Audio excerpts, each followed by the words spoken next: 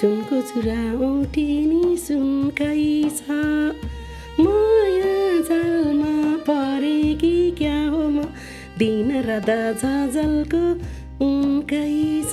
Loan निकालेर मेरो जुन पसल लोन निकालेर त्यो पार्टनरमा जग्गामा हालिदिएँ, जुन अहिले म धोका खाँदै त्यो महालक्ष्मी ब्याङ्कबाट 50 लाख क्यास निकालेर यो मुटुकमा त्यतिखेर अलिकति ढुङ्गा भइदियो भए आज म यो स्थितिमा त आउनु थिइनँ होला नि सर। एकदम यसरी बुझ्दा हुन्छ।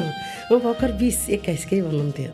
निकायहरू छ नि जुन हाम्रो पत्रकारको नि महासङ्घ हुन्छ होइन, त्यो भन्ने जस्तै तिनीहरूकोबाट चाहिँ यहाँलाई के आइरहेछ, सान्त्वना हुने अथवा त्यसो सम्झाउने, छलफल गर्ने, अलिकति सहयोग गर्ने त्यस्ता केही छन् पछिल्लो समय? अहिले त त्यस्तो त छैन सर। अब किनभने जस्तो अहिले त धेरै अब यो मतलब आफ्नो पर्सनल युट्युब पनि भए। अहिलेका भाइ बहिनी हाम्रो पाला जस्तो छैन। अब होला जे होला मलाई त सपोर्ट गर्ने त कोही पनि थिएन कि। हजुर, हामी सङ्घर्ष गर्ने मान्छेको पनि जिन्दगी हो रहेछ, के लाग्छ यहाँलाई? एउटा चक्र हो होइन, अब कहिले 100 कहिले धोका। मैले अब भने नि म त सङ्घर्ष गर्दा गर्दा एउटा खोलाको एउटा ढुङ्गा हुन्छ नि। एकतर्फी कसैले मन परायो होला नि त, यो सङ्गीत क्षेत्र नै यस्तै हो भन्ने भनिन्छ, हामी त सुन्छौँ। अझ बिज्नु भएको छ, त्यहाँभित्र पनि अनेकौँ कुराहरू हुन्छन् अरे। यही कलाकारले लाग्दैन कति सङ्घर्ष भएर सर। मैले 10,000 त मिडियामा बजाउनको लागि राति 2 बजे उठेर बात पकाएर 50 जनालाई 30 जना 35 जनालाई 100 जना त्यो कोरसलाई डान्सहरूलाई गरेर त्यो कम्पनीलाई गीत सङ्गीत टिकाउन लागि पनि मैले भात पकाएर यत्र अहिले पनि थर्मस छन् सर मसित। यहाँलाई झ्वाट्टै हेर्दाखेरि रेखा थापाको झल्को दिन्छ नि, त्यो उमेरमा तपाईँ पनि रेखा थापा जस्तै हुनुहुन्थ्यो। भन्थे सबले त्यसै भन्नु। तपाईँका अनुहार मिल्छन्, तपाईँका कोठी मिल्छन्, हाँसो मिल्छन्, अनि तपाईँ पनि थापा उहाँ पनि थापा। यति सङ्घर्ष गरेर कमाएको थिएँ कि सर। म के भन्नु, आज म भने नि मान्छे हुँ कि म के हो जस्तो यस्तो होला भन्ने सोचिनँ कि म आज। नमस्कार, सरोकार पोडकास्टमा यहाँलाई हार्दिक स्वागत गर्न चाहन्छु। म जीवन शर्मा। लुकेका, लुकाइएका, दबाइएका अनि खोज अन्वेषणको रूपमा गहिरो अनुसन्धान गरी चिरफार गर्ने अनि कसैको जीवनी यात्रा र सङ्घर्षको विषयमा उठान गर्ने कार्यक्रमको नाम हो सरोकार। आज हामी लोकप्रिय व्यक्तित्व जहाँ उहाँको सङ्घर्ष, यात्रा र कथाको बारेमा कुराकानी गर्नेछौँ। हामीसँग हुनुहुन्छ नेपाली लोकगायिका, लोक क्षेत्रका अनि लोकगीतका पारखी, सङ्गीतकार, रचनाकार, गायिका गायत्री थापा। म्याम, यहाँलाई स्वागत छ। धन्यवाद। आराम हुनुहुन्छ? ठिक छु। यहाँको जीवनी बाल्यकाल गुल्मी जिल्लामा यहाँ जन्मिनुभयो।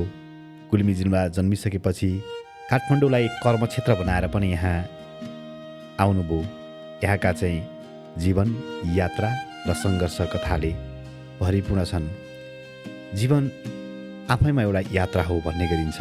यहाँको नजरमा चाहिँ जीवन के हो? जीवन एउटा सङ्घर्ष हो। जीवनबाट धेरै कुराहरू सिकिन्छ। अब जीवन भनेको एउटा सङ्घर्ष पनि लाग्छ मलाई चाहिँ। सङ्घर्ष पनि अब त्यही सङ्घर्ष गर्दा गर्दै कोही कुराहरू धेरै सफल पनि भइन्छ र कोही कुरा असफल पनि भइन्छ। जीवन एउटा सङ्घर्ष जस्तो लाग्छ मलाई चाहिँ। यहाँले यो भन्दै गर्दा यहाँको बाल्यकालमा सानै उमेरमा यहाँले विवाह गर्नुभयो। विवाह गरिसकेपछि पारिवारिक पेरिफेरीमा बन्धनमा परेर आफ्ना परिवारलाई खुसी दिन, खुसी साट्न हदैसम्मको सङ्घर्ष यहाँले गर्नुभयो। गुल्मी छोडेर काठमाडौँ आउँदाको त्यो छेड, त्यो यात्रा अनि त्यो गाडीको चाहिँ दौडान, यहाँले चाहिँ गर्नुभएको यात्रा, सङ्घर्ष, काठमाडौँ आएर के गर्न पर्यो, कस्ता कस्ता सङ्घर्षमा यहाँले झेलेर अगाडि बढ्नु पर्यो यहाँका जिन्दगीको यात्राहरूमा? म चाहिँ गुल्मी जिल्ला जन्म मेरो इस्मा गाउँपालिका 4 हो। अनि म चाहिँ 2000 लगभग 50 समथिङ 49-50 सालमा यहाँ काठमाडौँ भन्नाले त्यस्तो आउने भनेर आएको होइन। म आफू एकदमै जबरजस्तै नि। त्यस्तो गाउँतिर के थियो भने अब हाम्रो अलि बुवाहरूले चाहिँ के हुनुहुन्थेन, 15-16 वर्ष भएपछि छोरीलाई के पढाउने हो र पढाउन नि पर्दैन, अब बिहा गरिदिने भन्ने, जतिखेर पनि के बिहा गर्ने भन्ने। अब त्यस कारणले गर्दा र अलिक कस्तो कस्तो एजेडकै मतलब एजेड मान्छेहरू पनि त्यस्तो आइ माग्नलाई। त्यस कारणले गर्दा मैले चाहिँ के सोचेँ भने अब मेरो यति इच्छा थियो कि म एकदम पढ्छु भनेर, तर मेरो फ्यामिली ब्याकग्राउन्डमा एकदम नपढाउने कि बुवाले। बुवाहरू आमाले नि कस्तो जतिखेर नि घाँस काट्ने भन्ने गर्ने, त्यही पनि म यति लुकी लगभग गाउँको स्कुलमा लगभग 5-6 कक्षासम्म पढेँ। त्यहाँ पढ्दा पढ्दै चाहिँ अब खालि बिहा गर्ने भनेको भने अनि मेरो जस्तो भयो 15 वर्षमै बिहा भयो। त्यहाँबाट अब लगभग 1 वर्ष बसेँ मैले मेसुरमानको घरमा, 1 वर्ष बसेँ। अनि पछि यसो सोचेँ मैले अब पढ्न त पऱ्यो नि, यहाँ जसरी हुन्छ म दुःख गरेर पढ्नु पऱ्यो। मेरो आफ्नो भनौँ न जिन्दगी हो, आफ्नो जे गरेर म सङ्घर्ष गरेर अब यहाँ पनि मैले घाँस काट्ने अब भनौँ न यही गोबारै सोरे पनि मैले केही गर्न त सक्दिनँ, न मेरो पढ्न नि पाउँदिनँ। मेरो फेरि असाध्यै भनौँ न यो कला क्षेत्रमा पहिल्यैदेखि जस्तो नाच्ने, एकदम नाच्ने गाउने यति रहर के जानै नदिने बुवाहरूले पनि त्यसो गर्नुभयो। मेरो सोच के भयो भने अब मैले खालि रेडियोमा गीतहरू सुन्ने, मैले लेखेका गीतहरू त्यो मेरो पनि यस्तै गरेर आउँछ कि कहाँ होला के होला भन्ने सोचेँ। अनि मेरो श्रीमानलाई चाहिँ मैले नजिकै थियो, चिनजान पनि भयो, हामी नजिकै हुँदाखेरि अनि हामी त्यत्तिकै बिहा गर्छु र मसित भन्नु मैले नि एकदम मलाई नि हैरान भएको थियो कि बुवाले घरिको माग्न आउने घरिको दिन्छ भन्ने ऊ भयो कि मलाई नि जे होस् मलाई अब जे भने काठमाडौँ लानुभयो भने होइन भने। अनि भइसकेपछि म जबरजस्ती नि मेरो ल्याउनै मान्नु थिएन श्रीमानले, सासूहरू ससुरा। यहाँको उमेर र श्रीमानको उमेरको फरक चाहिँ कति छ? धेरै छैन, 7 वर्षको फरक छ। 7 वर्ष भनेपछि उहाँ पनि काँचो माटो नै हुनुहुन्थ्यो एकदम, यसरी बुझ्दा हुन्छ। म भर्खर 20-21कै हुनुहुन्थ्यो, यहाँ सानो हुनुहुन्थ्यो। 13 वर्षको म 15 वर्षको हुनुहुन्थ्यो। मेसिनमा त्यही 21 त्यो बेलामा गायत्री म्याम यहाँ पनि 15-16 वर्षको उमेर, 21-20 वर्षको उमेरमा श्रीमान एउटा काँचो माटो होइन, भोलिको जिन्दगी के हो कसरी जिउने त्यसका जग बलियो पनि थिएनन् होला। अनि त्यो बिचको यहाँहरूको श्रीमान श्रीमतीको जुन पहिलो भेट, पहिलो चाहिँ संवाद अनि भविष्य तय गर्छु भन्ने योजनाको साथसाथ चाहिँ यहाँको यात्राहरू चाहिँ कसरी अगाडि बढ्दै गए? यस्तो भयो अब त्यतिखेर सोचिनँ क्या, अब हामीले सोचेनौँ, अब अलिकति काँचो उमेर है। अनि त्यस्तै भयो, म पनि अब के भएँ भने अब होला जे होला मलाई त सपोर्ट गर्ने त कोही पनि थिएन कि कोही थिएन। अनि जे भए पनि म चाहिँ ठाउँमा जाने, ठाउँमा गइसकेपछि मेरो आफ्नो जिन्दगी म आफूले गर्न सक्छु, म तपाईँलाई पनि मैले पाल्न सक्छु, मेरो म भित्र छ, मसित गर्छु भने म आफूलाई कन्फिडेन्स छ र मेरो अरू सबैभन्दा इच्छा पुरा गर्नु थियो, मैले एसएलसी गर्नु थियो। बुवा आमाले पनि दिनु भएन त्यति पढ्नलाई। अनि यहाँ आएर अनि उहाँले पनि ल्याउनै मान्नु थिएन, सासू आमाहरूले पनि ल्याउनै मान्थ्यो। तब त्यही पनि जबरजस्ती आउँदै धेरै सङ्घर्ष गर्नु पर्यो यहाँ आएर पनि। अब कति गरेँ कति वर्ष। म्याम यो हजुरले भन्दै गर्दा यहाँका मनहरू भक्कानिँदै गर्दा काबोरी आँसु आउँदै गर्दाखेरि अहिले यहाँको श्रीमानसँगको सम्बन्ध कस्तो छ? परिवारमा बाबु नानी को हुनुहुन्छ? पछिल्लो समय चाहिँ श्रीमानसँगको सम्बन्ध सँगै हुनुहुन्छ कि अलग हुनुहुन्छ कि बाबु नानीहरू कहाँ हुनुहुन्छ? कसरी बसिरहनु भएको छ पछिल्लो समय? अहिले त अब जे होस् म आफूले पनि माया गरेर आएको भएर जेसुकी जस्तो सुकी जति यातना दिने जे गर्ने म चाहिँ बसेँ कि मेरो श्रीमान मन परेर आएको थिएँ, मसँगै हुनुहुन्छ अहिले नि। मेरो छोराहरू 2 भाइ छन्। अनि तर एकदमै बढी भने नि एकदम धेरै सङ्घर्ष गर्नु पर्यो कि। त्यसो हुँदा पनि श्रीमान फेरि पढेको डिग्री पास गरेको पनि हुनुहुन्छ, शिक्षित व्यक्तित्व पनि मा गर्नुहुन्छ। किन श्रीमानले यति हुँदा पनि यो यहाँ माथि हातपात, घरेलु हिंसा, महिला हिंसा माथि प्रहार गर्ने कोसिस गर्नुभएको हो यहाँको जीवनमा? मतलब अब सबै कुरा त जस्तै हो, महिला मान्छे सहन नै पर्यो होइन। अब हामीले बाहिर ल्याउन चाहन्नौँ नि त होइन र। एक त अब आफूले रोजेर आइसक्यो। हजुर। त्यही माथि बाबु 16 वर्षमा जन्मियो होइन। छोरा पनि जन्मिसक्यो, छोरीको मुख त हेर्न पर्यो नि। जसरी पनि अब घरकाले दुःख दियोस्, श्रीमानले दुःख दियोस्, जे भए पनि आफूले अब दायाँ बायाँ हेर्नै लागिनँ मैले।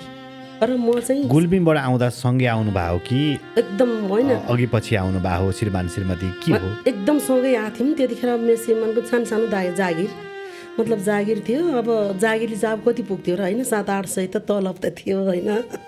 त्यति तलब कहाँ पुग्छ र सिपाहीको त हो।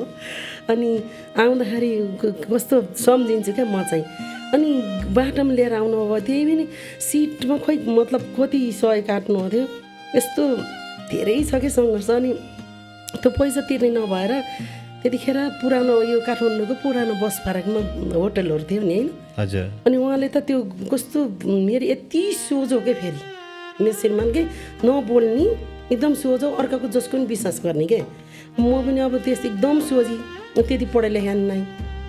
अनि पुरानो मानिसहरू बस्छ, मतलब होटलमा बसेछ र त्यो हुन्छ नि सबैको अरू नि। त्यसमा पनि बस्यौँ, यस्तै उडुसले टोकेर जुम्राले है कस्तो बनाएको अर्को दिन। भनेपछि गुल्मीबाट हजुर पैसा नभएर खोइ 20 रुपियाँ कि 10 रुपियाँको तिरेको थियो जम्मा। त्यति मतलब त्यति फर्किया रहेछ कि हामी दुईजनासँग पैसै नभएर यस्तो होटलमा बस्यौँ क्या हामी। मतलब अरू हुन्छ नि त्यो के अरे सबै बस्छन् नि।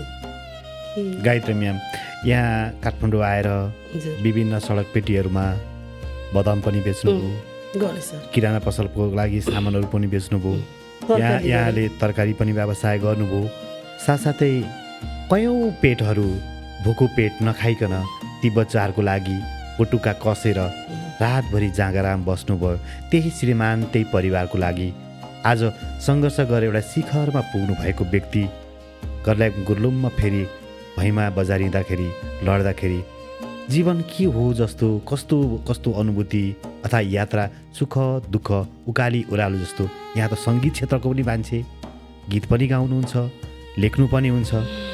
त्यो जिन्दगीलाई सम्झिँदा, त्यो यात्रालाई फेरि फर्केर हेर्दा के लाग्छ म्याम? यो संसारमा गरी खाने र हुने खानेको मात्रै जिन्दगी हो कि यहाँ जस्तै हजुर हामी सङ्घर्ष गर्ने मान्छेको पनि जिन्दगी हो रहेछ? के लाग्छ यहाँलाई? एउटा चक्र हो होइन। अब कहिले 100 कहिले धोका। मैले अब भने नि म त सङ्घर्ष गर्दा गर्दा एउटा खोलाको एउटा ढुङ्गा हुन्छ नि, मतलब त्यसलाई के जतिखेर त्यस्तो खोलाले जतिखेर पानीले कहिले कता कुन किनारा पठाउँछ, कहिले कुन किनारा पठाउँछ होइन। जिन्दगी त्यो भइसकेको छ कि मेरो। किनभने मैले लगभग त्यहाँ आइसकेपछि अब यहाँ कोठा तिर्यौँ 400 कोठा भाडा तिरेँ। श्रीमानको सानो जागिरी थियो, त्यही पनि त्यति नपुग्ने। अब त्यतिखेर त तलब जमाना त त्यो 2000-1200 त थियो, पैसै थिएन नि त जमाना त। एकदम सानोमा बिहा गरेर नि अलिकति धेरै दुःख पाउन पर्यो मलाई नि। अनि त्यस कारणले गर्दाखेरि यहाँ बानेश्वरमा एउटा पुरानो घरमा लगभग 200 कि कति थियो कोठा भाडा, त्यहाँ बसेँ। त्यसपछि म्याम के हुँदो रहेछ, हामीभन्दा धेरै पहिला काठमाडौँ भित्रिनु भयो। 2050 साल भनिसकेपछि त 30-32 वर्ष अगाडिको यात्रा हो काठमाडौँ। बाबु नै जन्मिनु भयो भने 30-32 वर्ष भइसक्ने अवस्था लगभग हुन लाग्यो होइन। त्यो बेलामा कोठा पाउने अवस्था कस्तो थियो, कसरी कोठा दिनुहुन्थ्यो, यहाँका घरबेटीहरूको व्यवहार कस्ता थिए, अनि हामी बाहिरबाट भन्ने मान्छेलाई हेरिने व्यवहार के थियो, त्यो क्षणलाई सम्झिनु पर्दा चाहिँ कसरी सम्झिनुहुन्छ? त्यतिखेर के हुन्थ्यो भने अब जब मेरो बच्चा पेटमा आयो, अब सानो भनौँ न पेटमा बच्चा आउँदा 16 वर्षको मात्रै थिएँ। अनि एकजना घरबेटी आमा हुनुहुन्थ्यो, उहाँले चाहिँ माथि तलमा दिनुहुन्थ्यो। मेरो यहाँ छातछुत हुन्छ तिमी, मतलब सुत्केरी हुँदा फोहोर हुन्छ, तिमीले चाहिँ कोठा खोज भन्नु। बसेँ लगभग त्यहाँ चाहिँ 8-9 महिना, मतलब 8-9 महिना कति वर्ष थिएँ। 8-9 महिना बस्दाखेरि जब पेटमा मैले त लुकाइरहेको थिएँ, त्यही पनि अब जहाँ भन्छन् भनेर होइन, कहाँ जाने होला, यही कोठा पनि कहाँ पाउँछ डराइ लुकाइराख्नु भएको, मतलब भनि थिइनँ। पछि थाहा पाउनु भएछ अलि नजिक टाइम हुँदा। बाबु मङ्सिरमा जन्मियो त्यो अनि उहाँले एकदमै आजै सर भोलि सर भन्नु यस्तो कस्तो भन्नु बच्चा भोलि आजै जन्मिने भोलि भएछ अनि त्यो पेटमा बच्चा लगाएर पुरै कोठा भाडा खोजेँ अनि खोइसकेपछि पाइनँ अनि एकजना यहाँ रत्नराजजी एकजना जागिरी खान हुनुहुनेछ बाजे पुजारी बाजे गोपाल के समथिङ यस्तै के हुनुहुन्थ्यो त्यहाँ गएर अनि यस्तो छाप्रो रहेछ कि मतलब के अरे जस्ताको छाप्रो रहेछ अनि त्यहाँ भेट्यौँ बल्ल अनि बुढाबुढी नि गर्थ्यौँ अनि कोठा दिनु भन्न ल हुन्छ तिमीतिर 250 भन्नु त्यस्तोलाई नि भुइँमा खाट पनि केही थिएन है सुत्केरी हुने बेला भएछ अनि त्यहाँ गइसकेपछि अनि आफैले गाह्रो साह्रो लाएर अनि एउटा प्लाइवुड हुन्छ नि त्यो उतैबाट ल्याएको थिएँ त्यसैलाई त्यो इँट हालेर त्यसैमा सुत्ने गरायौँ अनि त्यसरी सार्नुभएछ त्यहाँ फोहोर भयो हुन्छ अब सुत्केरीमा तिमी यहाँ नबस। यहाँले त्यो विषयलाई सम्झिँदै गर्दा काठमाडौँमा घर पनि किन्नुभयो, गीत गाएर अहोरात्र खटेर तरकारी बेचेर बदमका चाहिँ पोकाहरू बीच बाटोमा राखेर आज पनि यहाँका गीतहरू युट्युबमा त्यो बेलामा रिलमा क्यासेटहरूमा चाहिँ हामीले सुन्नै पाउँथ्यौँ होइन। यहाँका चाहिँ यहाँलाई झ्वाट्टै हेर्दाखेरि रेखा थापाको झल्को दिन्छ नि। त्यो उमेरमा तपाईँ पनि रेखा थापा जस्तै हुनुहुन्थ्यो भन्थे सबले त्यसै भन्थे। तपाईँका अनुहार मिल्छन्, तपाईँका कोठी मिल्छन्, हाँसो मिल्छन् अनि तपाईँ पनि थापा उहाँ पनि थापा वंश मिलेर पनि होला। कतिपयले दिदीबहिनी हो भनेर झुक्किने आधार भयो कि भएन? एकदम भयो। म अहिले मोटी एकदम अलिकति अहिले मोटाएर अलि त्यतिखेर चाहिँ अब मेरो पनि एकदम हिट त्यसो रेखा थापा बहिनीको नि त्यतिखेर ऊ हुनुहुन्थ्यो। त्यसखेर भजनको एकचोटि एल्बम उहाँको हातबाट मैले विमोचन गरेको छु पशुपतिमा बुढाबुढीलाई फलफुल दुधहरू खुवाएर। ए हजुर, उहाँले गरिदिनु भयो थियो। अनि मेरो जस्तो त्यतिखेर 69 कि 69 सालतिर उहाँको हातबाट विमोचन नै गरेको थियौँ हामीले रेखा थापाको। हजुर, मेरो एल्बम 12वटा थियो। कस्तो हुनुहुन्छ उहाँ व्यावहारिक रूपमा चाहिँ कस्तो हुनुहुन्छ? राम्रो हुनुहुन्छ उहाँ दाम बहिनी। जति हामी हिम्मतवालीमा देख्छौँ, हजुर फिल्ममा एक्सनमा देख्छौँ त्यो जस्तो हुनुहुन्न? उहाँ एकदम मैले बोलाउँदाखेरि हुन्छ म आउँछु दिदी भन्नुभयो। साधारण आएर उहाँले जस विमोचन गरिदिनु भयो। मलाई राम्रो लाग्छ उहाँले जुन आराधना थियो मेरो भजनको एल्बमको नाम। मैले अघि नै जोडेको विषय चाहिँ मूलभूत विषय के भन्दा जब तपाईँको पहिलो बच्चा पेटमा आयो, घरबेटीले यहाँलाई फोहोर हुन्छ भनेर सार्न दबाब दिनुभयो। त्यही सङ्घर्षमा कहिले गीत गाउँदै, कहिले रचना गर्दै, कहिले काँक्रो बेच्दै, कहिले बदम बेच्दै, कहिले सीमा पारीबाट साना सामानहरूलाई चाहिँ व्यापारको रूपमा भित्र्याउँदै गर्दाखेरि काठमाडौँमा एउटा घर गृहस्थी पनि बसाल्नुभयो। अन्ततः त्यो घर तपाईँको हातबाट फुत्कियो। यो सब हुनुमा आफूले आफ्नो व्यवहार सम्हाल्न सक्नु भएन या त्यो घरबेटीलाई सम्झिँदाखेरि पछि घर किनेर आफू बसेको घरमा कसैलाई भाडा लाउँदाखेरिको अवस्था र यहाँले अहिलेको घर यहाँको हातबाट फुत्किनु पर्दाको सङ्घर्ष, जसरी गुल्मीबाट एउटा साडी लगाएर आउनुभएको थियो, आज त्यही साडीमा तपाईँ उभिनु भएको छ। यो घटनाक्रम चक्र समयलाई चाहिँ कसरी लिइरहनु भएको छ? यस्तो हो, अब त्यस्तो हो। अब कहिले यो समयको चक्र हो। अब कहिले बुझेर मान्छे अलिकति भावनात्मक हुँदा र अरूको मेरो जिन्दगी मेरो कमजोरी भन्नु नि म एकदमै भावनात्मक हुँदाखेरि अरूलाई छिट्टो विश्वास गर्ने र जसले गायत्री दिदी भनौँ न बहिनी भन्छ नि त्यो मान्छे मेरै जस्तो गरेर नि आज म एकदमै त्यो भावनात्मक भएको कारणले गर्दा नि मलाई आज यो स्थितिमा आएको।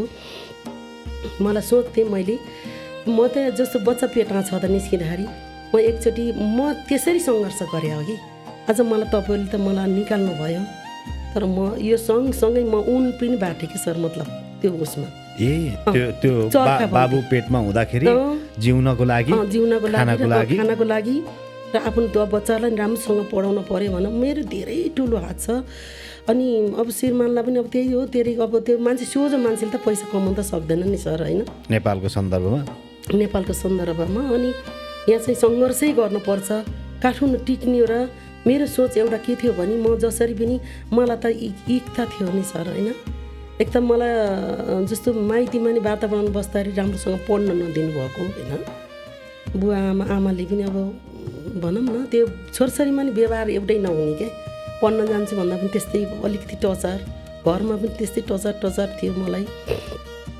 आमाहरूले धेरै मतलब सहयोग कसैले गर्नु भएन, त्यो ऊ पनि थियो। अनि मलाई सुत्केरीमा जब बच्चा मेरो पर्सि जन्मिने छ आज मलाई निकाल्नु भयो होइन, घरबाट निकालिदिनु भयो अझ कोठा खोज भनेर। मलाई त्यो एकदम चोट परिरहेको थियो। त्योभन्दा ठुलो पीडा एउटा नारीलाई तिमाथि गर्भावस्थामा पैसा छैन, 2 पैसा बिहान कमा बेलुका खाए। अहिले गायत्री म्याम अहिलेका मान्छेहरूमा मानवता, धैर्यता, सहनशीलता अनि त्यसपछि सहयोग, तत्परता यो सबै हराउँदै गएको हो पछिल्लो समय? एकदमै हराएको छ अहिले भने नि। जब हाम्रो त्यो मान्छेहरूले मलाई चाहिँ फेरि अब उही विरोध गरी भन्छन् होइन। जब मान्छेले धर्ममा यस्तो भयो नि सर, मान्छेले धर्म के हो र के हुन्छ र हामीलाई त भनिन्छ नि केही गर्दा नि ओहो हामीलाई पाप लाग्छ। अर्काको खाँदा पनि होइन, अर्का खाँदा नि हामीले भोलि तिर्नुपर्छ है, मर्नुपर्छ भन्ने त्यो बेला थियो नि त सर। हामीले सङ्घर्ष गरेर मिहिनेत गरेर कमाउनु पर्छ, अर्काको खाना हुँदैन त्यसै फोकटै भनिन्छ नि। जस्तै एउटा स्याउ दिएछ नि हामीले डबल बनाएर जमाना दिइन्छ। तर अहिले पनि ह्याबिट मेरो चाहिँ यस्तै छ सर। त्यो ह्याबिटले गर्दाखेरि म आफै अलि छु। अब धेरै छ मेरो त कहानी। अब यो सर्दाखेरि मलाई त्यो चोट परिराख्दाखेरि मैले त्यसो गर्दै उनबाटै बच्चा अलिकति ठुलो भयो, 1.5 वर्ष 2 वर्षको हुँदै मैले जस्तो 13 वर्षसम्म मैले यो बाग बजारमा बसेँ। त्यसपछि पुदाली सडकमा मैले कोठा ल्याएर एउटै घरमा 13 वर्ष बसेँ। राम्रो हुनुहुन्थ्यो घरबेटी, पुरानो घरमा मैले मतलब तल्लो माटा घर थियो, तल्लो फलाइट जो भनौँ न फलाइट नि एउटै कोठा घर जस्तै त थियो गाउँघरको। तर माटोको घर तातो पनि हुन्छ, तातो हुन्छ पनि गाउँघर जस्तो। हजुर त्यो ल्याएँ। त्यो ल्याउँदाखेरि त्यसैमा बसेर मलाई एकदम राम्रो पनि भयो। बाबु जन्मेर 1.5 वर्षको मतलब बाबु जन्मिसकेपछि त्यस्तै अरू गरेको थिएँ त्यतिखेर त। मैले भनौँ न नाङ्लामा पनि बेचेँ कि सर, बच्चाको पाल्नको लागि त गर्नै पर्यो। बच्चा पेटमै अथवा मतलब पिठोमा बोकेर गरेँ, पिठोमै बेचेँ। अब 1.5 वर्ष 2 वर्ष छँदा कहिले बोकेर जाने, कहिले मेरो यति ज्ञानी थियो बाबु। ठ्याक्कै 2 वर्षको हुँदा तिमी बसिराख है बाबु, सानो टुक्रो बोल्ने क्या। त्यत्रो बच्चालाई छोडेर अनि म चाहिँ अहिले कहाँ हुनुहुन्छ? अहिले बाबु आइटीको इन्जिनियर छ। वाउ। अनि सानो बाबु नेपाली आर्मीमा छ बाबु अहिले। आर्मीमा? हजुर 24 वर्षको भयो। मेरो 25 लागेको छोरो, 57 सालको। दुवैजनाको बिहा भएको छैन? अब बिहा भएको छैन। ठुलो बाबुको त अब गर्ने हो, बुहारी खोजमा हुन्छ। हजुर ठुलो आइटीको इन्जिनियर। यो भनिरहँदाखेरि यहाँले यो विषय गर्दाखेरि बाबुहरूले सरहरूसँग बसेर यहाँको चाहिँ परिवारमा बसेर 4 परिवार बसेर कहिले काहीँ दुःख सुख अनि यात्रा अहोरात्र उकारी हिँडेका अनि तपाईँका श्रीमानले 13 वर्षमा नै तपाईँको हात समातेर लिएर आएका ती अल्लारे अवस्था, ठट्यौली, यी गफहरू चाहिँ परिवारमा हुन्छन् कि हुँदैनन्? अब अहिले त अब भनौँ न त्यति हुँदैनन् सर। अब अहिले पनि एकदम लाइफ बिजी छ सर मेरो पनि अहिले नै। हामी कति बेलै फुर्सद हुन्न सर अहिले केमा व्यस्त? अहिले हामी चाहिँ एउटा हाम्रो लिक्विड सप पनि छ सर सँगसँगै। Liquid soap? हजुर लिक्विड सपहरू छ। कसले चलाउनु छ त्यो? मेसिनमानले। अहिले जागिर छोड्नुभयो? हजुर पहिल्यै हो, 10 वर्ष लगभग 8 वर्ष भयो, 10 वर्ष अहिले उहाँलाई नै लगाइदिएको छु। त्यसपछि त्यो हाम्रो अहिले यहाँ बनस्थलीमा अहिले मेरो व्यवहार सबै अलिकति बिग्रेको भएर अहिले मैले उता कलङ्कित उता सारेको छु सर अहिले। अनि त्यस कारण प्राय बिजी के अहिले भन्नुको मतलब तपाईँ र श्रीमान चाहिँ हाललाई अलग अलग हो? नै सँगै छौँ कि मतलब अब जानु पर्यो पसल होइन, पसल जानु पर्यो। म पनि 24 घन्टा कहिले समाजसेवामा। बाबुहरूले गर्नुभएको पारिश्रमिकबाट कमाउनु भएको आम्दानीबाट यहाँका चाहिँ बुवा मम्मीलाई यति खर्च भनेर दिनुहुन्छ कि दिनुहुन्न? होइन अहिले त बाबुहरू पनि आफ्नै स्ट्रगलमा छन्। मैले के भनेको छु नि, जस्तो मैले स्ट्रगल गरेँ नि तिमीहरू पनि आफ्नो जिन्दगी आफै स्ट्रगल गर। मैले त्यति बेलासम्म त पढाइदिएँ होइन, मैले यति स्ट्रगल नगरेर बाबु आज आइटीको त्यत्रो सफल मास्टर गर्नु थिएन होइन। अब बाबु अहिले 28 लगभग बाबु 29 वर्ष लाग्यो, जेठो चाहिँ 29 त्यस्तै 30 लगभग बिहा गर्ने बेला भयो। त्यसपछि आएर त्यति सङ्घर्ष गरेर पढाएँ। मलाई त्यो के थियो भने आफू पढ्न नपाएर म पछि एसएलसी गरेँ नि त। म पढ्न नपाएको भएर मेरो छोराहरूलाई यस्तो बनाउँछु म, मेरो जस्तो छ नि मैले जति सङ्घर्ष गरेर दुःख गरेँ मेरो छोराहरूले चाहिँ पढेँ कि जे भए नि ज्ञानी छन् अहिलेसम्म। ठिक छ गायत्री म्याम, हजुर। मैले उठाउन खोजेको विषय, मैले यहाँको न्याय मिलोस्, यहाँलाई साथ दिउन्, पारिवारिक आफन्त हजुर यहाँलाई डुबाउने र यहाँलाई दुःख दिने नियतका जो जति भए तापनि यहाँले त्यो सङ्घर्षबाट हुर्किएर त्यो बाल बच्चालाई चाहिँ अहोरात्र खटिएर पाइ गरेर जोगाउनु भएको, कमाउनु भएको सम्पत्तिले जोड्नु भएको घरसम्म आज त्यही घर मेरो पनि होइन भनेर फर्केर अर्काको पराई जस्तो गरी हेर्ने अवस्था चाहिँ कसले पुर्यायो? यस्तै हो समय र परिस्थितिले गर्दा होइन। अब त्यत्रो सङ्घर्ष गरेँ, त्यही हो। अब विश्वास गर्दाखेरि अब कसरी गयो त्यो? कसैलाई ब्याङ्कमा राखिदिएर दिनुभयो या ढुकुटी खेल्नुभयो अथवा कुनै काममा व्यवसायमा लगानी गर्दा गर्नुभयो? त्यो आउन सक्ने आधार छन् कि छैनन्? अब हाम्रो हातमा छ कि छैन? कुनै कानुनी पाटाबाट न्याय पाउने, न्यायोचितको ढोका ढकढकाउँदा आउने आधार चाहिँ छन् कि छैनन्? हेर म अब पछि भनौँ म के अरे पछि अब विश्वास त छ सर। अब कस्तो छ भने विश्वास गरेँ, मेरो चाहिँ जग्गा थियो मेरो, अब साथीहरूको मेरो गरेर नि थियो। मेरो लगभग 1 रोपनी किता काट गरेर लगभग 15 आना थियो। 15 आना थियो, 3 किता थियो मेरो श्रीमानको नाममा थियो, एउटा 2 किता मेरो नाममा थियो। बिक्रीमै राखेर चाहिँ मेरो लगभग यस्तै व्यवसाय गरौँ भनेर साथीभाइमा त्यस्तै त गरौँ भन्ने 50 लाख रुपियाँ मेरो यो अहिले म बसेको घर थियो, घर राखेर ब्याङ्कमा राखेँ। घर चाहिँ कहाँ थियो, कुन क्षेत्रमा? मेरो बनस्थली डङ्गेधारा थियो सर। हजुर घर छ अहिले नि। अनि त्यहाँ राख्दाखेरि राखेँ। त्यसपछि लिक्विड सपहरू पनि थियो सर। अहिले त्यही घरमा हुनुहुन्छ? नै म अहिले अब कलङ्की हुनुहुन्छ? म 2 महिना लगभग 3 महिना भयो सर। अहिले म चाहिँ कलङ्कीतिरै बस्छु सर। म अहिले नैकापतिरै बस्छु। अनि त्यतिखेर चाहिँ अब त्यो घर सर राखेको थिएँ, लोनहरू निकालेँ, लगानी गरेको थिएँ। मेरो ऋण थियो 2 करोड जति लगभग ऋण थियो। अनि अब साथीभाइमा लो हुन्छ, अब नाफा आउँछ, लो गरौँ 50 लाख लगानी गरेर गऱ्यो भने डबल तिर्बल हुन्छ भने। अब मैले सानोतिनो पहिलेदेखि मेरो तरकारी काँक्रो हजुरले थाहा पाइहाल्नु भयो। मैले अब सुख लुक्छ दुःख त लुक्दैन। अनि त्यो गरेर गरिरहेको थिएँ। मैले गर्दै गरेको थिएँ। त्यस्तै अब विश्वासमा परेँ, हुन्छ नि त लगानी गर्दाखेरि राम्रो हुन्छ भने। होइन ठिकै छ, तपर्स पार्टनर गर्छ भने गरौँ न त। हजुर पनि सोझो, श्रीमान पनि सोझो, त्यही सोझोको फाइदा लिएर उहाँहरूले तपाईँहरूलाई आज श्रीमानलाई थाहा पनि थिएन म पार्टनर गर्ने, जुन व्यक्तिसँग पार्टनर गर्छु भने श्रीमानलाई थाहा थिएन। हजुर पछि त्यो घटना थाहा पाउँदाखेरि अनि के भन्नुभयो सरले? थाहा पाउँदाखेरि अब त्यही हो। अब 3 महिनासम्म मैले वास्तवमा यस्तै मैले भनेको थिइनँ घर परिवारलाई, छोराहरूलाई पनि थाहा थिएन मैले व्यवसाय गरेको बाहिर। होइन त्यो व्यवसाय चाहिँ जग्गाकै कारोबार हो सर। अनि गर्दाखेरि भनेको थिइनँ। अब पछि चाहिँ श्रीमानको नामको नि भएको, श्रीमान भएको नामको नि जबरजस्ती दिएँ कि मैले पैसा ल्याएको छु, एकैचोटि एकमुष्ट आउँछ। त्यतिखेर बाबु चाहिँ पढ्नलाई जर्मन पढ्न होइन कामकै सिलसिलामा, बाबुको आइटीको कम्पनी आफ्नै छ, छोराले खोलिरहेछ गरिरह। हजुर। अनि बाबु चाहिँ जर्मन कहिले कहाँ अस्ति 2 महिना जति बसेर आएका छु त श्रीलङ्कातिर। जर्मन जाने भए जानु मम्मी भने। हुन्छ नि त ठिकै छ भन्ने भयो। मेरो नाममा भएको चाहिँ एउटा विश्वासको आधारमा ठिकै छ गरौँ, आनाको 5 तपाईँ खानु होला अनि भनेर जुन जग्गा दिएँ मैले आनाको 40 का दरले, 5 तपाईँ खानु होला ठिक छ। मैले 3 महिना दिन होइन 6 महिनाको भाका राखौँ भनेर जुन भन्नुभयो। मैले 6 महिनाको भाका राखिसकेपछि दिएँ चेक। लगभग आनाले अहिले अब 50 चले सर। त्यहाँ हरियालीमा आनाको 50 चले अहिले हरियाली टोलमा। हजुर। अनि वनस्थली माथि हरियाली नै सर उता सतुङ्गल लोलाङ सतुङ्गल हरियाली। हजुर। अनि विश्वासको आधारमा दिएँ।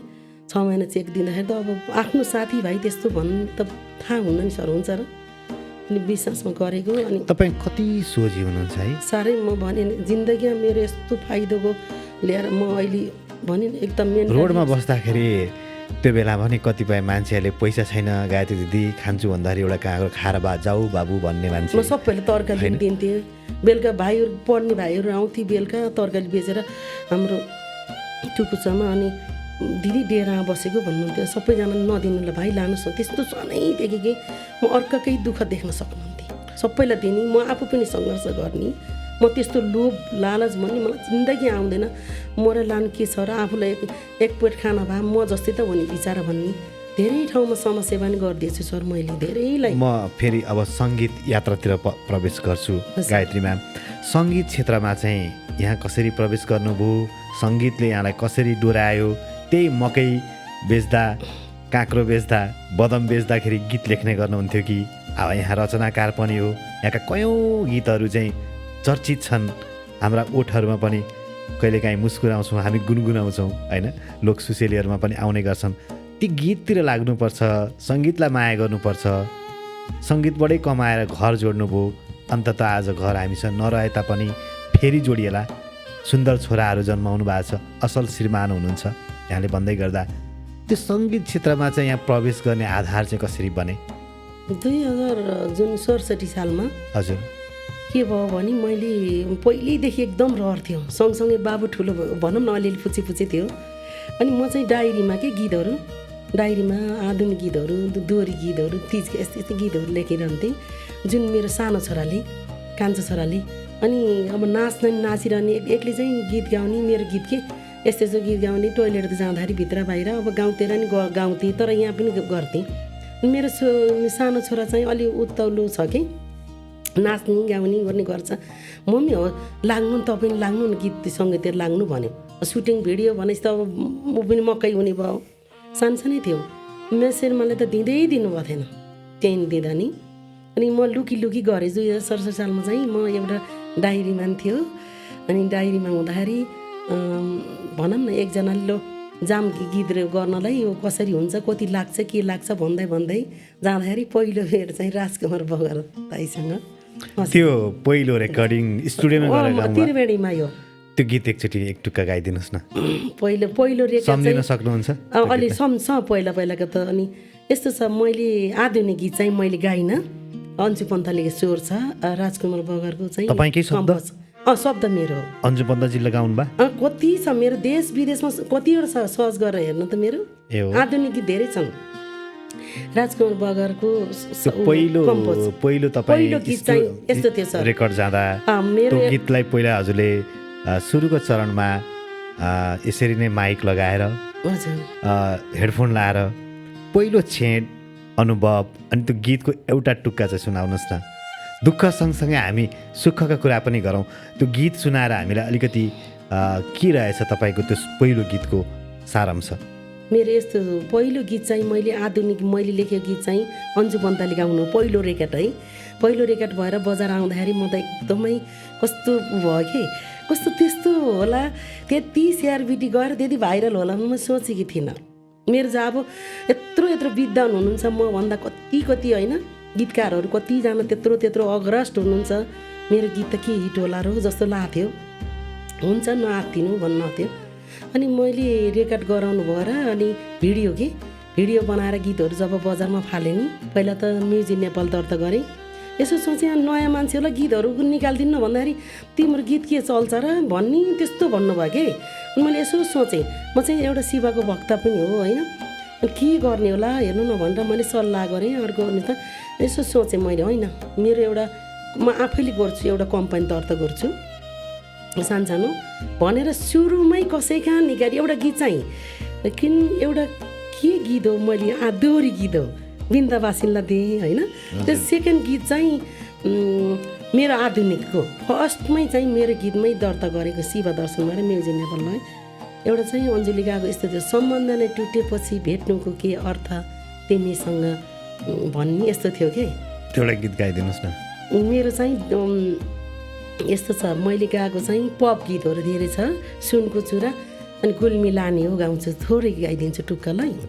हजुर सुनको चुरा औँठी नि सुनकै छ माया जालमा परे कि क्या हो म दिन रात झलको उनकै छ। यस्तो थियो त्यतिखेर फोनहरू एकदमै मतलब उ थियो नि त सिआरबिटीहरू पिएसबिटीहरू चल्थे त्यतिखेर चल्थ्यो। त्यतिखेर अब यस्तो हुन्छ सानोको कुराहरू नि अब हुन्छ त्यतिखेर अब अलिकति मान्छेलाई भनौँ न त्यतिखेर अलिक जमानिङ पनि भइन्छ होइन। त्यतिखेर जोसँग गायत्री म्याम जवानीको कुरा गर्दै गर्दा यहाँ त्यो उमेरमा कसैले यहाँप्रति मन पराएन?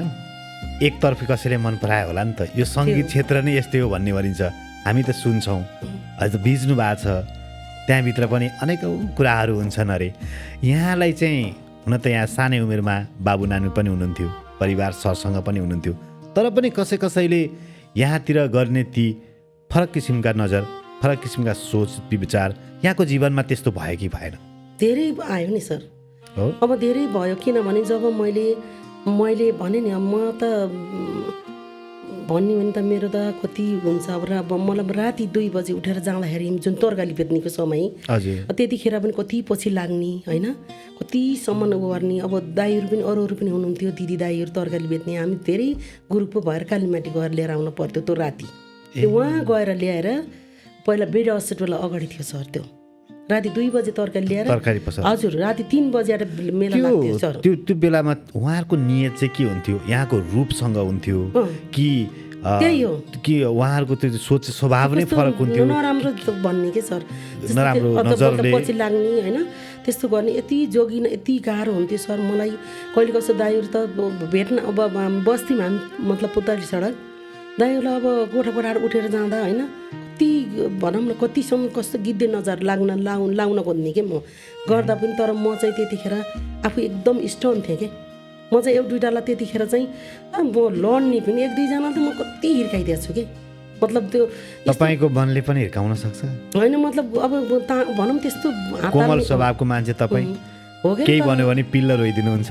कोही भोको आयो दिदी आज गायत्री दिदी खाना छैन म डुबेँ भन्यो भने ल बाबु भनेर कहिलेकाहीँ 10,000 20,000 पनि कयौँ दिन दुखीलाई तपाईँले सहयोग गरेका भिडियोहरू पनि आउँछन्, बाँडिरहनु भएको छ होइन। विभिन्न फाउन्डेसन मार्फत विभिन्न मान्छेहरूलाई यहाँले तिरनु भएको अवस्था पनि छ।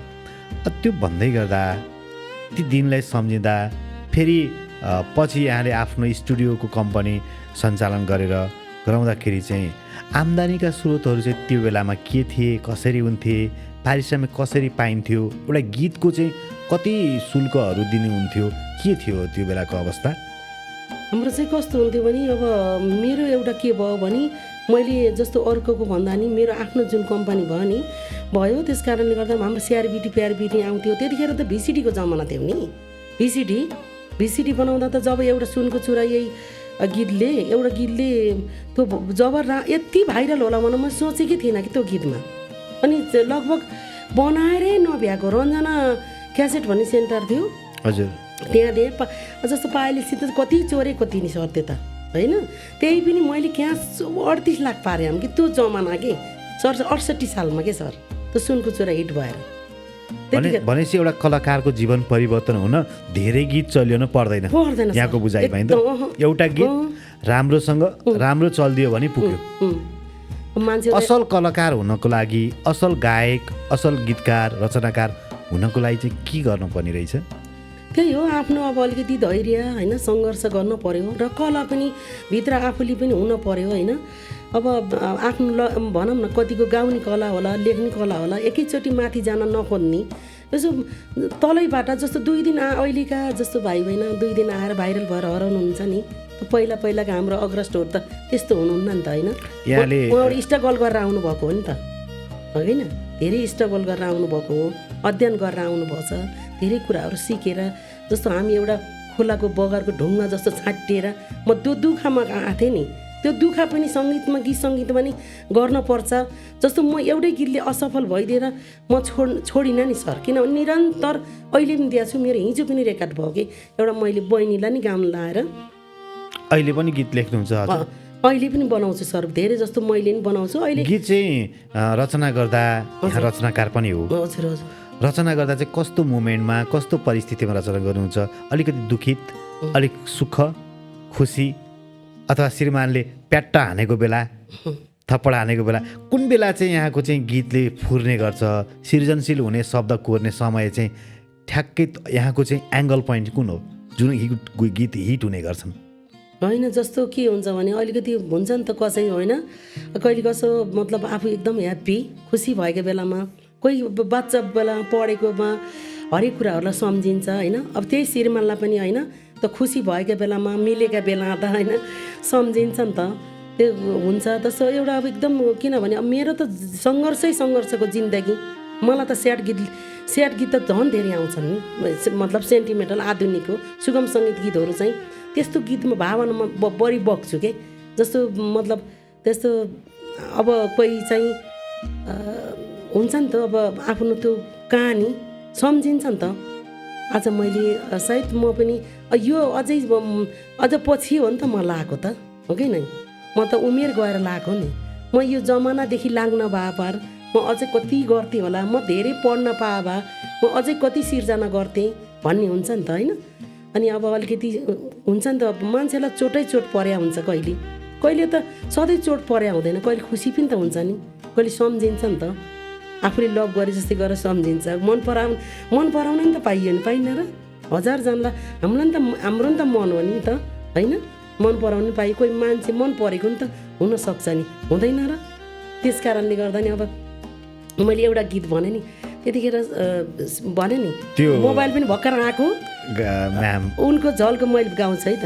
उनको झल्को के बिदी आउँछ छिनछिनाइमा फोन गर्न मन लाउँछ, सुनको चुरा औँठी नि सुनकै छ, माया जालमा परे कि क्या हो म, दिन राति जलको उनकै छ। जस्तो रामजी खाँडको थियो र मेरो। तपाईँको यही गीतहरू हुन् हामीले गुनगुनाउने गरेका एकदम। तर आजका दिनसम्म फेरि भन्छन् नि गायत्री म्याम, जुन कुरा समय मिल्नुपर्छ, 16 वर्षे पत्रकारिताको उडानमा आजको यात्रामा यहाँ भेट हुनुभयो। यी गीतहरू त हाम्रो बाल्यकालदेखि हामीले सुन्दै आएका, मुस्कुराउँदै आएका, दोहोरी क्लबहरूमा, गाउँघरमा, खैचुडीमा यी कयौँ गीत सुन्दाखेरि यहाँकै रचना रहेछ। हामीले त गायत्री थापा मात्रै भने सुन्थ्यौँ होइन, छायामा रहने। यो विषय सुन्दै गर्दा यहाँका दुईवटा टुक्का गीतले पनि मन खुसी पनि बनाइरहेछ। यहाँका यात्राले भावुक र वियोगान्ततर्फलाई धकलिरहेको पनि अवस्थामा अबको यात्रा सङ्गीतमै छ कि व्यापारमा? नै, मेरो त निरन्तर दिएछु म त गीत सङ्गीतलाई त म छोड्दिनँ। मेरो किनभने एकदमै म भने नि जुन अर्पण गरेर लाइछु नि मैले गीत सङ्गीतलाई, म जेसुकै रोडमा जाम आफ्नो कला त म छोड्दिनँ। किनभने एउटा गीत सङ्गीत गर्दै मैले एउटा भनौँ न आफ्नो गला देखाउन नि पाइने र सङ्गीतलाई व्यवसाय पनि भयो कि मेरो। धेरै अरूका गीत पनि निकाल्दिएँ, जस्तो पीडित भाइ बहिनीका गीतहरू पहिला धेरैको लगानी गरिदिएछु मैले, धेरैको निकालिदिएछु कि कहाँ जाने होला दिदी लो म गरिदिन्छु भन्ने। अब बिचरा उनीहरूको जिन्दगी आफ्नै रेकर्डिङ स्टुडियो थियो सर, हाम्रो पार्टनरमा थियो। अनि त्यही मैले लगभग 3-4 वर्ष चलाएँ, त्यसपछि मैले सकिनँ एक्लै। यता युट्युब पनि हेर्न एकै मतलब त कम्पनी नि हेर्न पर्ने, उता व्यवसाय घर परिवार एउटा सबै त्यही व्यापारमा डुब्नु भयो। अहिले पछिल्लोसम्म 3 वर्ष भयो नि सर, अहिले दुःख पर्नु भयो, झन् अलिकति टेन्सनमा परेर पीडामा छु अहिले। यहाँको शारीरिक अवस्था, मानसिक अवस्था, सुगर, प्रेसर, बर्डर त्यस्तो त कुनै चिज पनि समस्या छ कि छैनन्? अहिलेसम्म भगवान्को आशीर्वादले चाहिँ ठिकै छ सर। अलिकति धेरै सोचेर मैले भने नि आज कहाँको मान्छे कहाँ पुरा जिन्दगीले भने जस्तै आज सङ्घर्ष गरेर एउटा घर बनाएर त्यत्रो भनौँ न त्यत्रो मल बनाएर आज आफैलाई डेरामा फ्लाइटमा भनौँ न एउटा मलबाट भनौँ न रोडमा जाँदा त कसलाई मन लाग्छ र सर? त्यो कोठा भाडा तिरेर होइन यत्रो वर्ष 18-19 वर्ष आफ्नो घरमा शानले बसेँ, जुन एउटा कोठामा बसेँ, तपाईँको इज्जत प्रतिष्ठा गर्दाखेरि अहिले हेर्न म तपाईँले कहाँ कमाएका ती कयौँ तकमाहरू, कयौँ अवार्डहरू छन् सर, सुरक्षित छन्? सबै राखेछु सर मैले पुरै। अहिले त कार्टनमा प्याक गरेर सार्दाखेरि के भन्दो हो त्यो तकमाले, त्यो अवार्डले होइन सजिएर बस्नुपर्ने ठाउँमा आज बन्द कार्टुनभित्र बस्दाखेरिको त्यसको मर्म त्यसको भाव तीहरूले नि त आफैलाई धिक्कार मान्दा हुन् होइन जस्तो लाग्छ। अब यहाँले यो भन्दै गर्दा बाबुहरू हुर्किनु भएको छ, उहाँहरू पनि एउटा बुझ्ने हुनुभएको छ, एउटा आमा बुवाको सङ्घर्ष कथालाई पनि होला कतिपय सन्दर्भमा यहाँको पनि सानो गल्तीले गर्दा आज क्षण आयो होला। त्यो परिस्थितिलाई मध्यनजर गर्दै अबको योजना अबको रणनीति अब कसरी बढ्छु भन्ने यहाँलाई लाग्छ? यस्तो लाग्छ अब बच्चाहरूलाई नि त्यतिखेर अब अहिले त भने अब मम्मीलाई धेरै मेन्टल टेन्सन हुन्छ, भन्न हुँदैन, अब गर्न हुँदैन। म छौँ मम्मी, हामी छौँ, सपोर्ट छ, छोराहरूबाट सपोर्ट छ। हजुर हामी छौँ भयो, अब नआत्तिनु भन्नु भएन भने कतिचोटि अब मलाई त अब बच्चाहरू मबाट त भयो नि त होइन। मैले एउटा त्यत्रो 1 रुपियाँ जग्गा होइन आज त्यत्रो मलबाट बच्चाहरूलाई फ्लाइटमा लाँदा त मलाई कति टेन्सन भयो होला सर भन्नु त। आज सानो कुरा लुगाउँदाखेरि शिर मान्दा र बच्चाहरूलाई आफैले कमाएर जुन बच्चाहरूलाई नि भोग गर्न दिएनन् मेरो विषयले गर्दाखेरि त्यहाँ उहाँहरू चाहिँ के भन्नुहुन्छ? अहिले भेट हुन्छ, कुरा हुन्छ, दिन्छु अथवा दिन्न के भन्नुहुन्छ? नै अब त्यो अब हुँदैछ। अब 2 वर्ष लगभग जग्गा पास दिएको त 2082 को थियो 79 साल माघको 10 गते दिएको थिएँ। मैले चेकको भरमा दिएको हो। हजुर अनि हजुरपट्टि के पक्र पुर्जी आयो? मतलब अब त्यस्तो छैन, अब आउँदाखेरि केही भएन। अहिले अब प्रक्रिया चलिरह पछि पो गरौँला। न्याय पाउने सोच पाउनुहुन्छ? आशा छ? आशा त लाग्छ सर, आशा त अब होला जस्तो लाग्छ। म के हेरेर बाँचिरहनु भएको छ आज तपाईँ? त्यही पुराना गीतहरू सुनेर बाँच्नु भएको छ कि आफ्नै रचनालाई सम्झिनुहुन्छ कि ती हुर्किँदो 2टा कलिला पाउला पलाएका छोराको भविष्य हेर्नु भएको छ अनि काखमा रहने श्रीमानको कोखलाई छामेर बस्नु भएको छ? कसरी जिउनु भएको छ? त्यही हो सर। अब के हुन्छ भने अब जुन व्यवसाय थियो अब धरापमा छ सर। अहिले म 3 वर्ष भयो गीत सङ्गीतलाई नि मैले निरन्तर अब भनौँ गर्न त 30 को गरेँ, त्यसपछि आरआरको गरेको थिएँ अस्ति। अनि हिजो मात्र एउटा अब जसरी भए नि अलिअलि गरेर भए रेकर्ड त गराउनु पऱ्यो भनेर एकजना बहिनीलाई गाउँ भने, किनभने आफूलाई त्यो 3 वर्ष भयो कि सर। म एकदमै मलाई त्यो अहिले आउँदा नि आउन सर अहिले त्यति मेरो त्यो दिमागमै सोच्न सक्दिनँ कि कता ठ्याक्कै भन्नुपर्दा चाहिँ त्यो अमाउन्ट चाहिँ कति थियो? तपाईँ डुब्नु भएको अमाउन्ट चाहिँ कति हो? अब आनाको 40ले 1 रुपियाँ जग्गा 50 लाख क्यास दिएको थिएँ सर, पार्टनर गरौँ भनेर। अनि आनाको जग्गा लगभग 15 आना जग्गाको त्यहाँ मूल्य जति पर्छ सर लगभग थियो सर। अहिले त्यही हो, एकदम 10 लाख त मैले फिर्ता ल्याएको थिएँ। लगभग 6 करोड 40 जति थियो सर। अहिले त्यति धेरै रकम? एउटा 4 करोडको चेक र 2 करोडको एउटा चाहिँ तपाईले चेक थियो। मैले ल्याएको सर, खाली चेक ल्याएँ कि मैले विश्वासमा चलेर मैले। अनि अहिले के भन्नुहुन्छ? उहाँहरू कन्ट्याक्टमा हुनुहुन्छ कि हुनुहुन्न? तपाईँलाई धम्की गाडी अथवा विभिन्न टर्चर दिने पछिल्लो समय इभन यहाँको सरलाई श्रीमानलाई पनि त्यस्तो किसिमको टर्चर छ कि छैन? अहिले हो सर। अब पछि सबै भनौँला। अहिले चाहिँ अब प्रक्रिया छ, न्यायिक प्रक्रिया म आशामा छु। तर उहाँलाई पटक मागेँ तपाईँ पैसा तिर्न सक्नुहुन्न भने मेरो जग्गा फिर्ता गरिदिनु कतिचोटि भयो नि। तर म हजुरको खुट्टोको पाउ नै पर्छु, मलाई दिनुहोस् जग्गा भन्दा नि है पछि दिन्छु भन्दै आखिरमा चाहिँ अब के उहाँहरूले के पछि त के भन्न थाल्नुभयो भने कहाँ छ के को प्रमाण मैले ल्याइसकेँ, तेरो के प्रमाण छ भनेर यस्तो भन्न सक्नुभयो? भन्नुभयो। मैले यस्तो भने यति विश्वासले गाउँको मान्छे भनेर विश्वासले कारोबार गरेको थिएँ मैले। उहाँको उनीहरू पनि लगाउनु सक्ने सर। पछि भनौँला मैले आएपछि म अहिले अब यो स्थितिमा पुगेको छु नि म अहिले। अनि नआत्तिनुहोस्, तपाईँको साथमा हेरौँ केही न केही न्याय पक्कै पाउनुहुनेछ। हामी पनि सरकार केन्द्र मार्फत पनि ध्यानाकर्षण गर्नेछ। हजुर पैसा बल्ल त्यही घर राखेर यताउति गरेर ब्याङ्कमा लोन निकालेँ, त्यो तिरेँ। त्यसपछि अहिले बाध्यता भएर मैले अब त्यो ब्याङ्कको लोन निकालेर दिएको थिएँ नि त। कति अहिले हजुरको ऋण कति छ? मेरो ऋण लगभग सर होला अब व्यक्तिमा यताउति गर्दाखेरि लगभग होला सर अब अहिले त लगभग 150 जति अब छ मेरो। अझै त्यति बाँकी? हजुर लोन निकालेर मेरो जुन पसल लोन निकालेर त्यो पार्टनरमा जग्गामा हालिदिएँ, जुन अहिले म धोका खाँदै त्यो महालक्ष्मी ब्याङ्कबाट 50 लाख क्यास निकालेर मतलब त्यही उनलाई नि दिएको थिएँ। त्यसो गरेँ। त्यतिसम्म आउने बस्ने खाने सबै यति म भने नि यस्तो होला सोचेकै थिइनँ कि म धेरै भने नि म यति मेरो त भने यो मुटुमा त्यतिखेर अलिकति ढुङ्गा भइदियो भए आज म यो स्थितिमा त आउनु थिइनँ होला नि सर। सबैको दया धर्म विश्वास गरेको त्यतिखेर के भन्नु म त अचल त कहाँ भगवान् छन् जस्तो लागिसक्यो कि मैले यति मान्थेँ है। यस्तो पनि बेमान हुन्छ र मेरो 2 छोराछोरी छन्, छोरो र छोरी।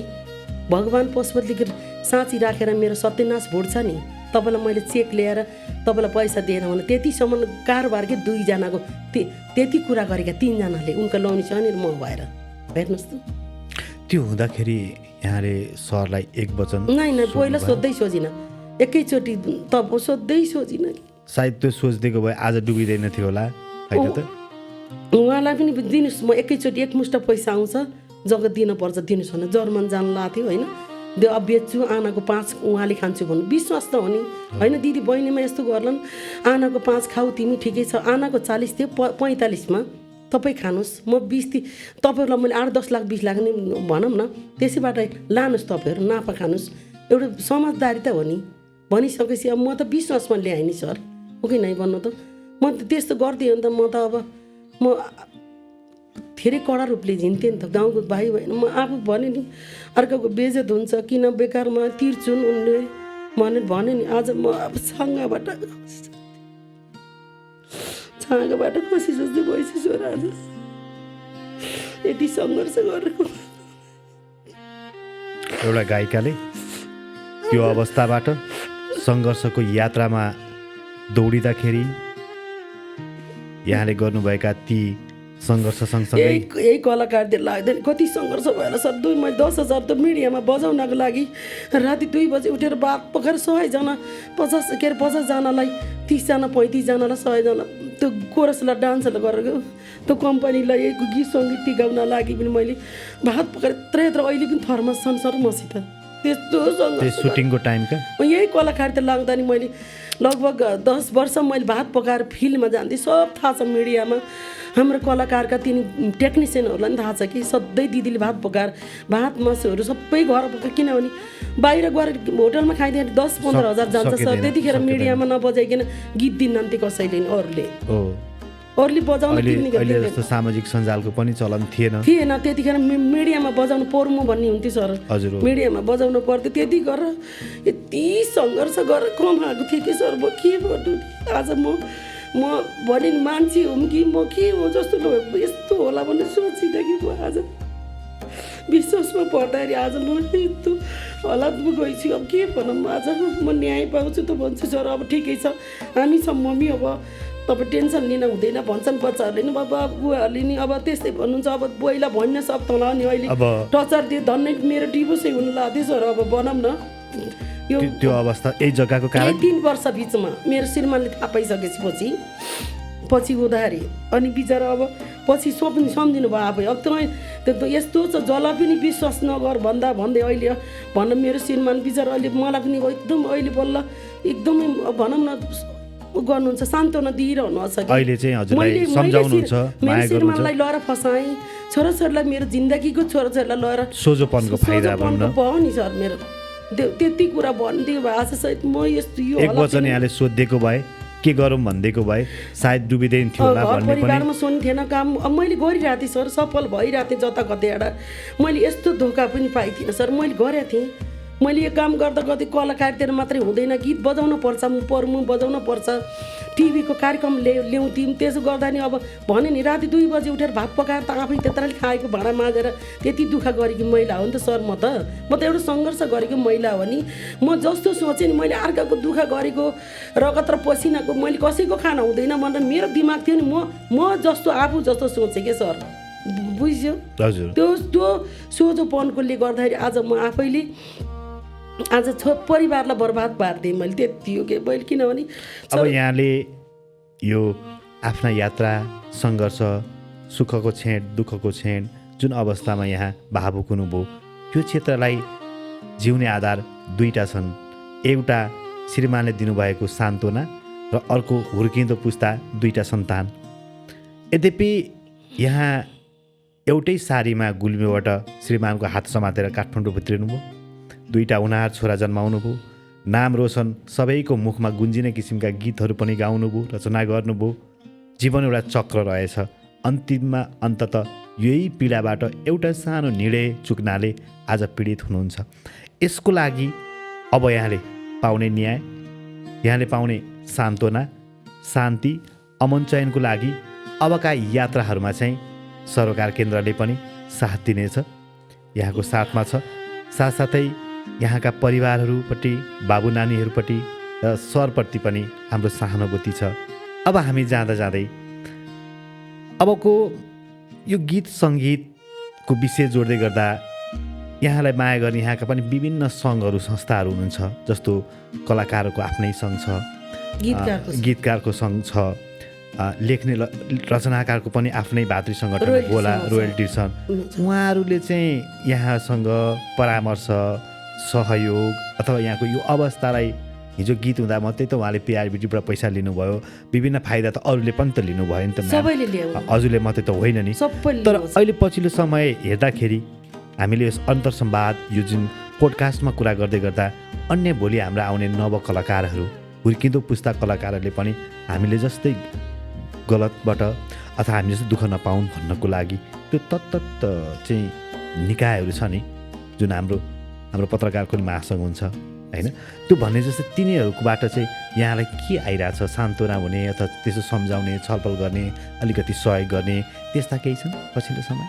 अहिले त त्यस्तो त छैन सर। अब किनभने जस्तो अहिले त धेरै अब यो मतलब आफ्नो आफ्नो पर्सनल युट्युब पनि भए। अहिलेका भाइ बहिनी हाम्रो पाला जस्तो छैन, धेरै माथि हुनुहुन्छ अहिले यो डिजिटल मार्केटले गर्दा पनि होइन। त्यो प्रायः आफूले पनि युट्युब खोल्नुहुन्छ। अब रोयल्टी भन्नाले पहिला हामीले अर्कैले दिन्थ्यौँ म्युजिक नेपाललाई। अब म्युजिक नेपालबाट मैले अहिले पनि बुझिरहेको छु सर, लगभग भनौँ न त्यतिखेरलाई त महिनाको 1.5 लाख 2 लाख 3 लाख पनि बुझ्यो। पहिला हुन्थ्यो, अहिले त पर्सनल सबैले खोल्नु आउँछ। अहिलेका भाइ बहिनीलाई पनि राम्रो होला। अहिले त अब भनौँ न आफैले पनि गरेर सदुपयोग गर्नुहुन्छ कि, जस्तो अहिले त गीत रेकर्ड गरेर उसले पारिश्रमिक फोकट्टै खाला भन्नु छैन सर। यो समयमा है अहिले धेरै माथि गइसक्नुहोस्। जस्तो एउटा भाइ बहिनीहरूको जस्तो एउटा गीत मतलब रातारात भाइरल भयो भने उहाँहरू करोडौँको मालिक भइसक्नुहोस् अहिले, हो कि होइन? धेरैले कमाउनु त्यस्तो अवस्था छ हजुर, किनभने कमाउनुहुन्छ। जस्तो लाइभ दोरीमा जानुहुन्छ होइन, एउटा गीतमा उहाँहरूको 1-2टा गीत भयो भाइरल भयो भने उहाँहरू पनि एउटा बाँच्ने आधार कि मतलब अहिले छ कि पहिला जस्तो छैन। जस्तो पहिला हाम्रो त फोकटै खानु भने म्युजिक नेपालमा दियो त्यत्रो गीत होइन, पर्सेन्टमा हेर्नु त लगानी गरेर हाम्रो लगानीको लाखौँको गर्थ्यौँ, लगेर टक्रक्क दिन्थ्यौँ हामीले त्यत्रो गीत, हो कि दिन ठाउँ थिएन युट्युबको डिजिटलको आउँदाखेरि।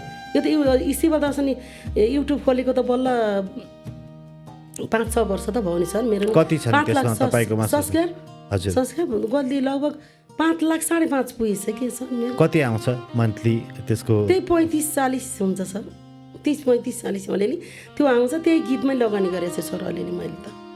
हजुर अलिअलि आउँछ, अहिले आफ्नो भएर त्यति आउँछ। अनि अब त्यो म्युजिक नेपालमा त कटाउँदै अब म त्यसले मात्रै होइन, दुनियाँले खायो नि सर मेरो त। आधुनिक गीतहरूबाट त अब धेरैजनाले गर्नुभयो नि कमाउनु। सबै यो तपाईँको सोझोपनको फाइदा हो? सोझोपनको फाइदा भन्दा नि उहाँहरू पनि त्यही त हो नि। अब निकालिदिन्छु भनिसकेपछि जसले पनि अलिकति लगानी नगरिकन त्यो भनौँ न त्यसको नि व्यवस्थापन गर्नु पर्यो, त्यो पनि छ नि होइन र? त्यो हो अब सोझोपनको भन्दा पनि। म चाहिँ त्यस्तो कडी कसैलाई नगर्ने, तर गीत सङ्गीतमा चाहिँ त्यस्तो चाहिँ लुट्टिनँ म चाहिँ। म जति अहिले लुट्टेँ नि म मेरो यता गीत सङ्गीतमा चाहिँ त्यस्तो चाहिँ, किनभने आफूले गीत सङ्गीत चाहिँ यहाँको लागि फलदायी नै रह्यो। फलदायी एकदम। तर जुन बिजनेसमा यहाँ त हात हाल्नुभयो त्यो अभिशाप बन्यो। मैले जुन जग्गाको व्यवसाय गर्नुभयो त्यो अभिशाप रूपमा साबित भयो, एकदम साबित भयो। मैले किनभने गीत सङ्गीतमा नि भयो। जस्तो मेरो सङ्घर्ष मैले 13 वर्ष तरकाली भने नि मैले तरकाली थाहा छ। मेरो साथीहरू अहिले पनि बागबजार टुकुचमा हुनुहुन्छ है, उहाँहरूको कति गरिसक्नु भएको छ। त्यो सङ्घर्षमा कमाउँदै यस्तो दुःख गरेर भनौँ न सत्यलेको धन सम्पत्ति त कसले होला र भन्ने अझै नि आस्था लाग्छ सर मलाई होइन। अब हेरौँ लडौँ न्याय पाउँछु भन्ने मलाई विश्वास त छ सर, तर एकदम दुःख पाइछु म। लगभग 2 वर्ष भयो ठ्याक्कै जग्गा दिएको, ट्याक्कै 3 वर्ष पुग्न लाग्यो। अब किनभने मलाई अब धेरैले त्यही घरमा पनि मलाई अलिकति अहिले सपोर्ट गर्नुहुन्थेन भने म धेरै औषधि खाने नि भइसक्थेँ म। मलाई भएन नि, मैले रोग खासै छैन मलाई। एउटा समस्या मेरो यो नाक हो। अब ठ्याक्कै म गीत गाउन छोडेको नि अहिले भयो सर, यही नाककै प्रब्लमले 8-10 वर्ष भयो। यो पिनास भइसकेपछि मलाई एकदमै पुरै नाक थुन्निने कि एकदम तुरै भित्रभित्र मासुहरू के भएको त्यो पिनासले त्यस्तो गराउने रहेछ कि। त्यो भएर मैले लगभग 5-6 वर्षै भयो होला गीत गाउन छोडेको, नत्र भने मैले आफूलाई गाइरहन्थेँ कि गीतहरू पनि गाउने लेख्ने, अरूलाई धेरै गाउन दिने गर्थेँ। अलिक यात्रा सुखराई बनोस्, यहाँले न्याय पाउनुहोस्, सफल रहोस्। आजको हामीहरू यो दुःख सुख ओह्राली दुखारी अनि यहाँका सङ्घर्षको यात्राको बाटो म बिदा माग्न चाहन्छु। नमस्कार, धन्यवाद। यो बोडकास्ट हो, सरोकार पोडकास्ट। सरकार बोडकास्टको टिमलाई सबैलाई धेरै धन्यवाद। मलाई पनि आफ्नो दुःख सुख पोख्न दिनुभएकोमा यो मिडियालाई धेरै धन्यवाद छ। हजुरको आशीर्वाद लागोस्। र मेरो त्यही हो सर, अब म जस्तो थिएँ त्यो स्थितिमा सधैँ त यस्तो नहोला।